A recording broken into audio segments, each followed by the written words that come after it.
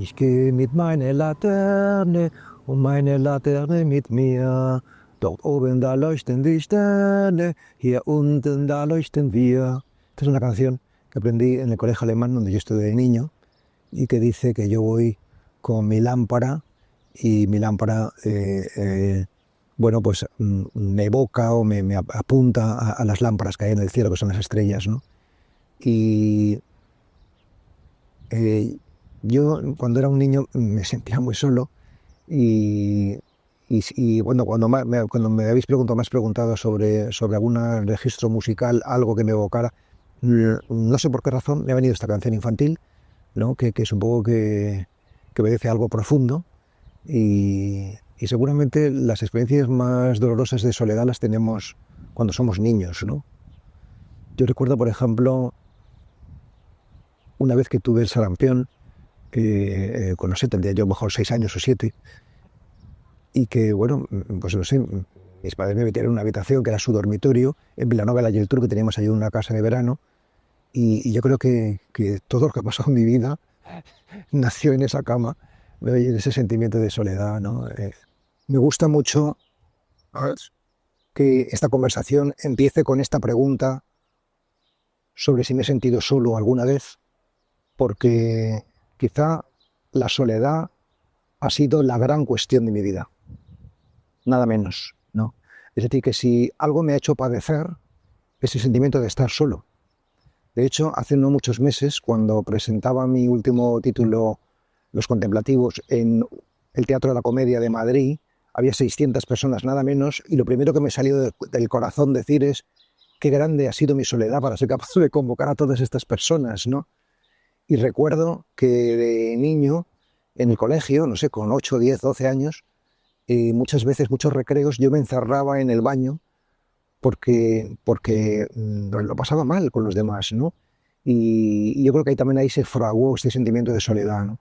Y quizás todo el trabajo interior y espiritual que yo he ido haciendo en mi vida ha sido precisamente para darme cuenta de que la soledad es una invención, es una ilusión, una ficción, ¿no?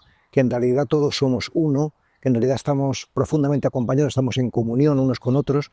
Y a veces pongo el ejemplo de como si el dedo meñique o el dedo gordo pues dijera me siento solo, y pero hombre, ¿cómo te vas a sentir solo si perteneces a una mano, esa mano pertenece a un brazo, ese brazo a un cuerpo, ¿no? Pues así los seres humanos podemos tener ese sentimiento, pero no obedece a la realidad. La realidad es que estamos todos unidos.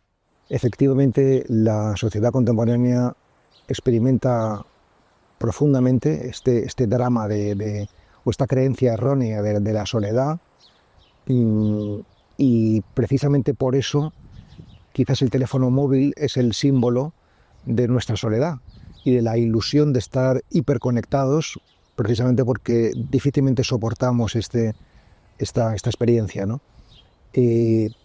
¿Cuál es la creencia negativa o la ilusión? La ilusión es que estamos separados, ¿no? ¿Y por qué? ¿Por qué padecemos esta visión incorrecta de la realidad? Sencillamente porque vivimos desde nuestro ego, es decir, desde nuestras necesidades emocionales, físicas y sentimentales, en lugar de desde nuestro yo profundo, ¿no?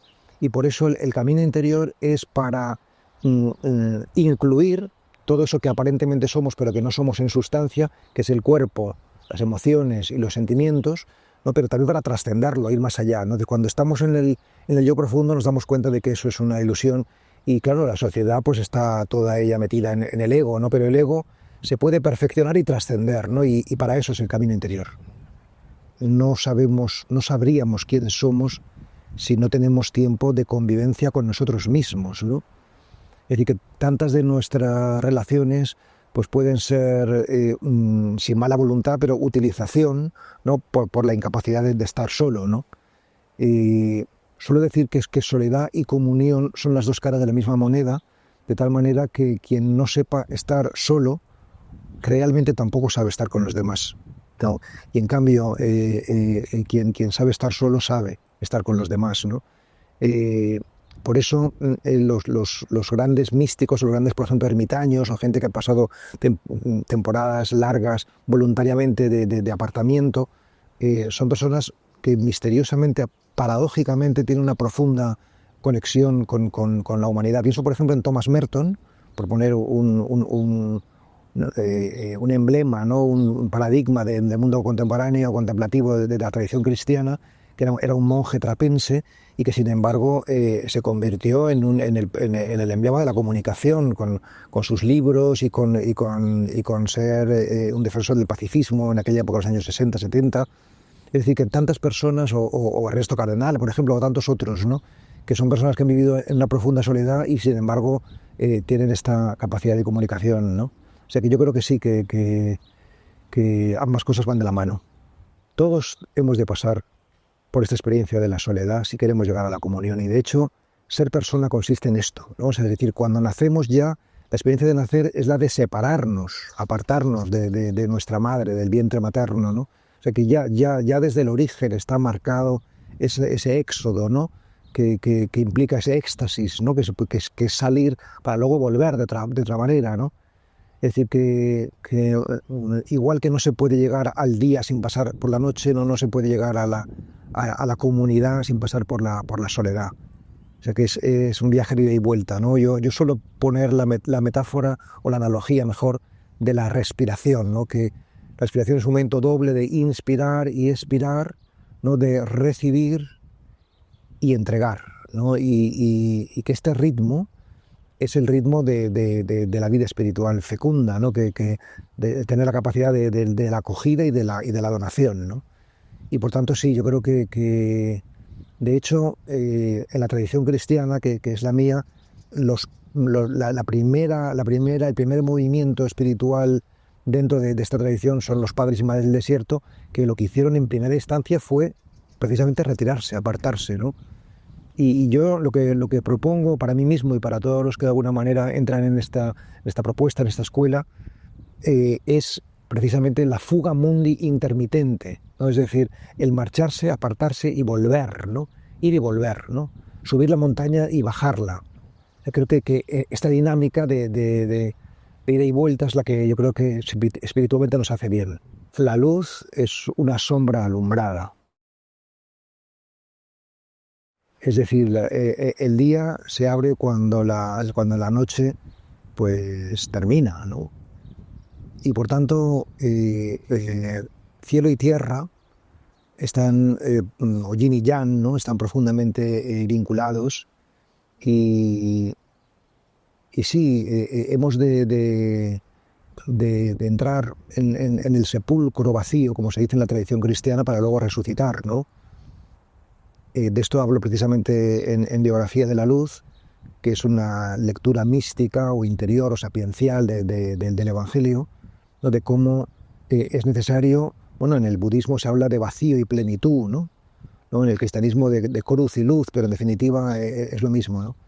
Decía Simone Weil, esta pensadora hebrea, o de origen hebreo pero francesa, que la contradicción es el criterio de lo real. Y a mí esto me gusta mucho porque nosotros quisiéramos en nuestra torpeza o nuestra necedad que las cosas fueran unívocas y simplonas, ¿no? Pero la realidad es que somos seres contradictorios, ¿no? Que tenemos llamadas aparentemente contrapuestas o polares, ¿no? Y que el problema no es que seamos polares, sino que vivimos la polaridad como un drama, ¿no? Pero esa polaridad puede ser vivida de manera armónica, ¿no? De hecho, yo creo que la iluminación o la plenitud no es otra cosa que la convivencia serena y alegre con la realidad, sea cual sea, ¿no? Y bueno, ahí se hermana el estoicismo, el cristianismo y tantas corrientes de filosofía y de pensamiento y de espiritualidad que lo que buscan es precisamente lo que buscamos, no es pues que la reconciliación del ser humano consigo mismo y con lo real, ¿no? Así que sí, yo creo que no podemos sortear la contradicción si vivimos de verdad.